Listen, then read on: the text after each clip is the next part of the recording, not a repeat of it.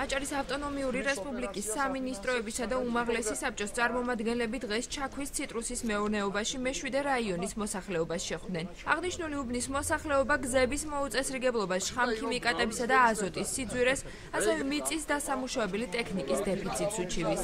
Ძირითადად ჩვენ სოფლის პრიორიტეტი არის გზა, რომელიც 60-70 წლის უკან გაკეთებული და დღემდე ასეა მიტოვებული. აზოტი ზვირიღის აზოტი 45 მანათი კი არ დაღირდეს, ეს ჩვენი საქართველოს ნაწარმია. ეს უნდა ღირდეს 10-12 მანათი, რომ აი წირი მიწები, რომელიც უაზოტოდ, უფოსფოროდ, უკანონმდებლოდ არ მოდის არაფერი. ამას გლეხი ვერ ყიდულობს. აჭარის საგზაო დეპარტამენტის წარმომადგენელი მცირე ბიუჯეტის მიუხედავად მოსახლეობას გზის პრობლემების მოგვარებას წლის ბოლომდე დაჰპირდა.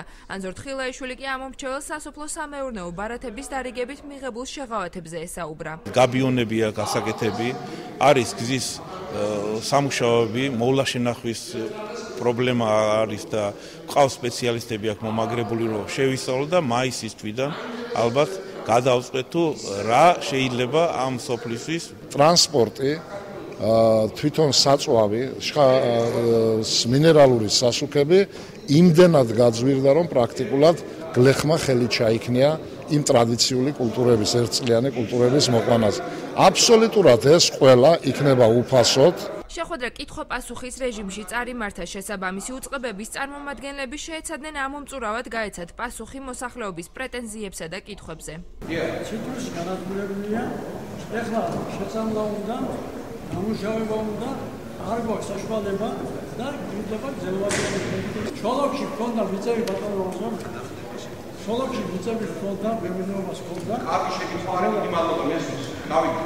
ალბათ იქეთა კვირის სადღაც 4-5-შაბათისთვის ჩვენ მთლიანად დავასრულებთ ერთიან სამოქმედო გეგმას. ეს მიწის ფართობი არა მარტო აჭარისთვის, საქართველოს ბეღელი იქნება ეს. ჩვენ ვიანგარიშეთ საშუალო 3000 სული პირუტყვი მეცხოველეობა, ფერმა რო იქნას გაკეთებული, ამისთვის შეიქმნება ამ ფართობზე საარსებო ბაზა. სამინისტროებისა და უმაღლესი საბჭოს წარმომადგენლები მოსახლეობასთან აქტიურ შეხვედრებს და მათი პრობლემების ადგილზე გაცნობას სამომავლოდაც გეგმავენ.